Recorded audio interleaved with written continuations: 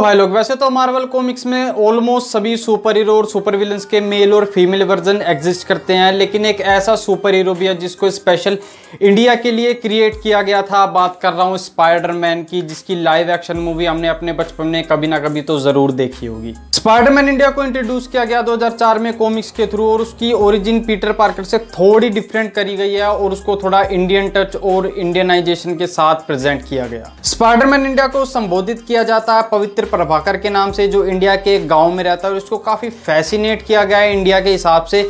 जैसे uncle Ben यहाँ पे अंकल भीम हो गए हैं, और आंट में यहाँ पे आंट माया हो गई है, या फिर आप चाची माया भी बोल सकते हैं उसे। वैसे काफी वियर्ड सा फील कर रहा है। और एमजे यहाँ पे, वो मैं आपको आगे बताऊंगा। स्पाइडरमैन इंडिया की कॉमिक्स के सिर्फ 4 इशू है, तो स्टोरी काफी फास्ट पेस चलती रहती है। तो इसकी स्टोरी कुछ ऐसी है कि पवित्र अपने अंकल भीम और आंट माया के साथ इंडिया के किसी गांव में रहता है, और किसी हादसे के कारण वो मुंबई शिफ्ट करते हैं। अंकल भीम गरीब होने के बावजूद भी उसे मुंबई के एक अच्छे और महंगे स्कूल में पढ़ाते हैं, क्योंकि अपना पवित्र प्रभाकर पढ़ाई में काफी ब्रिलियंट है। एज ऑलवेज पवित्र को काफी बुली किया जाता है उस स्कूल में, क्योंकि वो गाँव से आया, धोती पहनता है, तो उसे धोती बॉय और गाँव का लड़का अलग अलग नामों से संबोधित किया जाता है, जिसको सुनकर वो काफ़ी ज़्यादा डिप्रेस हो जाता है और उसको काफ़ी ज़्यादा बुरा लगता है।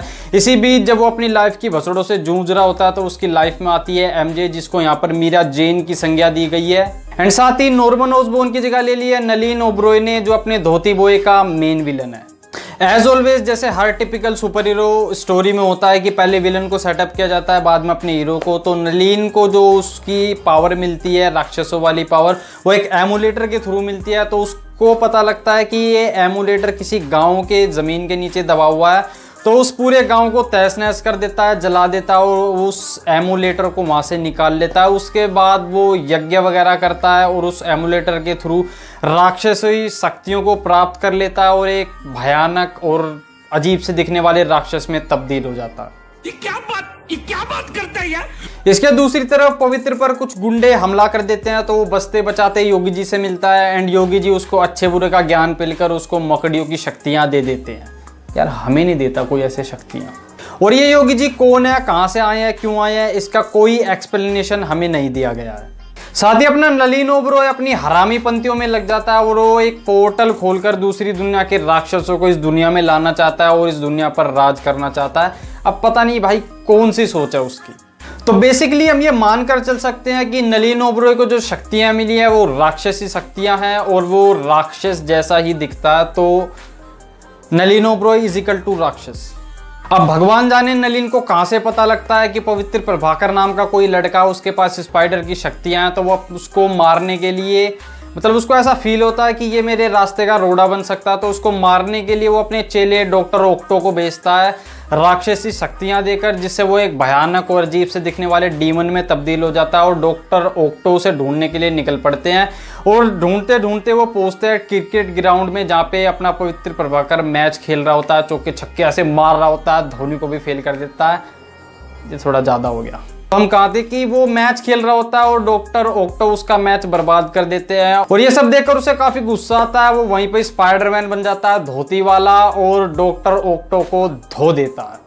इसके तुरंत बाद वहां पे अपना मेन विलन नलिन ओब्रॉय राक्षस के रूप में आता है, और साथ ही वो मीरा जेन और आंट माया को किडनैप करके लाता है और उन्हें ऊंचाई से फेंक देता है। जिसके बाद सवाल वही टिपिकल स्पाइडरमैन स्टोरी वाला निकलता है कि दोनों में से कोई एक ही बचेगा, और अपना पवित्र प्रभाकर अपनी आंट माया को बचा लेता है।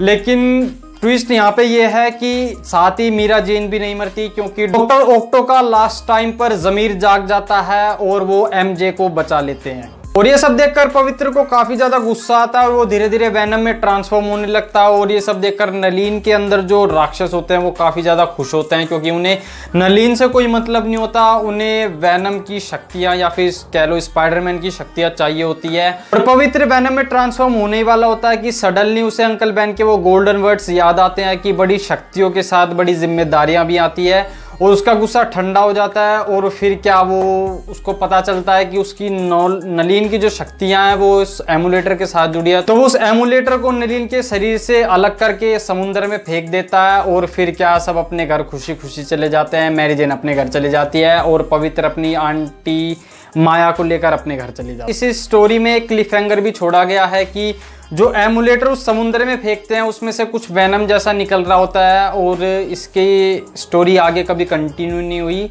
और यहीं इसकी स्टोरी का एंड होता है और जो एक हैप्पी एंडिंग की तरह फील करवा देता है। खैर इसके अलावा आप मुझे बताइए कि क्या आप इंडियन स्पाइडरमैन की ओरिजिन को जानते थे? अगर हाँ या ना में कोई भी आंसर हो तो कमेंट्स में बता देना, मैं जरूर जानना चाहूँगा। और ये वीडियो पसंद आई हो तो लाइक कर देना, अपने दोस्तों के साथ शेयर कर देना और इस चैनल पे कहीं से भी नए आए हैं तो सब्सक्राइब कर देना। इसके अलावा मैंने बाकी मूवीज़ पे भी बात की हुई है तो उनके लिंक मैं आपको यहाँ दे दूंगा, यहाँ से जरूर चेकआउट करना, तुम्हें सारी इन्फॉर्मेशन मिल जाएगी। और तब तक के लिए खुश रहिए और देखते रहिए रिएक्शन टाइम।